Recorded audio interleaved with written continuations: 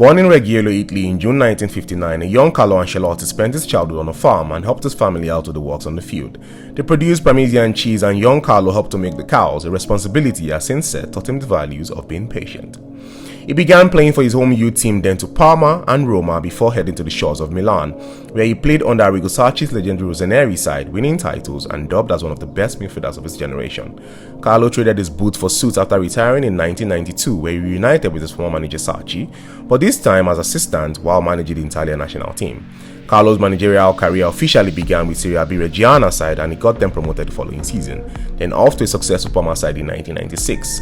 After getting sacked, he switched sides to the old ladies, where he coached the likes of Zinedine Zidane and a young Thierry Henry.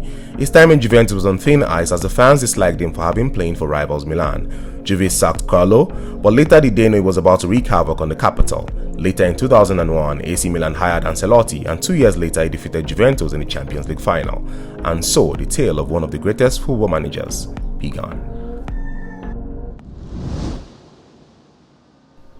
Carlo Ancelotti's journey in becoming the only football manager who has won the 5 Major League trophies began in 2003-2004 season while he was coaching a star-studded AC Milan squad in the Serie A. The team consists of players such as Dida, Maldini, Cafu, Nestor, Pirlo, Shevchenko, Seedorf, Inzaghi, Rui Costa, and the electric Brazilian Kaká. AC Milan had not won a league title since the 1998-1999 season, but they've had Champions League success with Ancelotti. The season kicked off in September where Milan defeated Ancona 2-0, and they went on a 12 games unbeaten run before suffering a defeat to Udinese 2-1. Ancelotti, with his now famous diamond 4-1-2-1-2 formation, terrorized his opponents while tapping into the ability of a young Brazilian from Sao Paulo.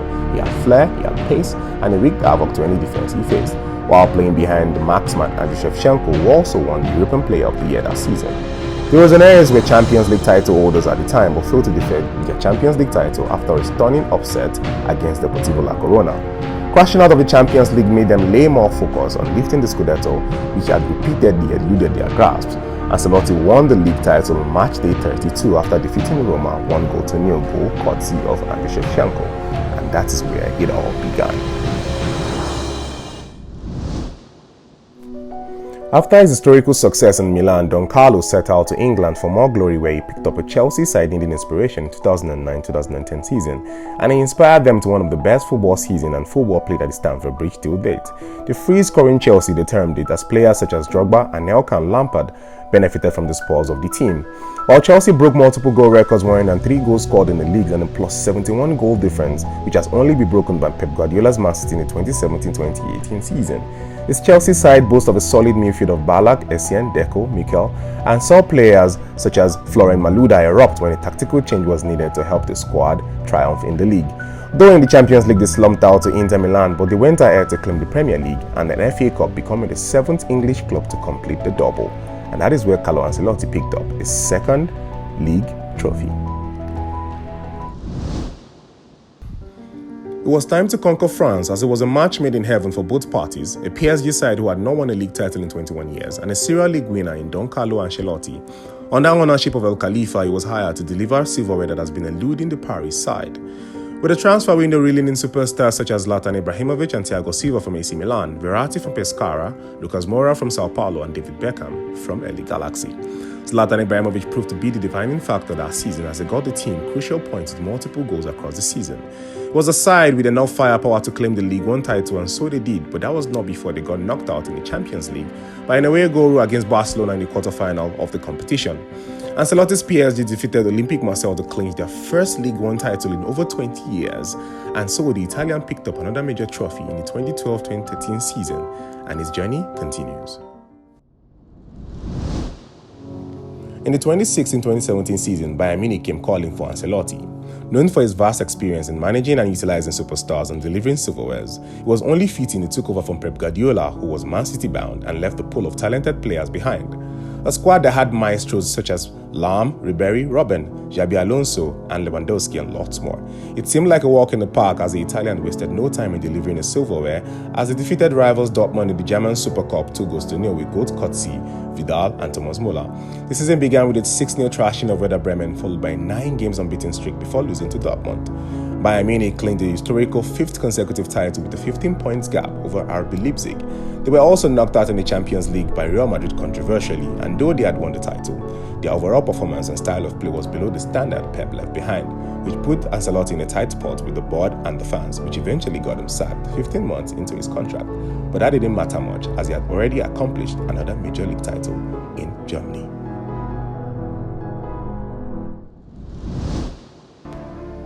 Six years later, Ancelotti was called back to Spain to come coach a Real Madrid side, which he had won the famous La Decima for in May 2014. But La Liga title eluded the Italian in his first spell with the Galacticos. He was bound to rewrite his own history yet again. With young stars such as Vinicius, Valverde, Rodrigo, and new signing Eduardo Camavinga, Madrid set out for triumph. But the most significant part of this campaign was how Ancelotti got veteran striker Karim Benzema and Vinicius to become a lethal pairing, producing a large amount of Real Madrid's goal contribution so far this season. With the support of the dynamic trio of Modric, Kroos, and Casemiro, and a brick wall in Thibaut Courtois, Ancelotti was racing to the 35th La Liga title for Real Madrid. The 62-year-old campaign heavily relied on his two top players, Benzema and Vinicius, both players having their best season, Benzema aging like fine wine and Vinicius remaining destructive and more reliable. But they hit a roadblock with defeat to Barcelona, but it was a mere distraction as the Galacticos continued to produce breathtaking and clutch moments in the Champions League, defeating star-studded PSG, defending champions Chelsea, and favourite Man City with his marksman Benzema producing magical moments. Real Madrid eventually won La Liga title with 81 points with 4 matches to go. La Liga triumph now climaxed the historical monument for Ancelotti as he became the first and only manager to have won the top 5 league titles across Europe, from AC Milan in Italy, Chelsea in England, PSG in France, Bayern in Germany, and now Real Madrid in La Liga.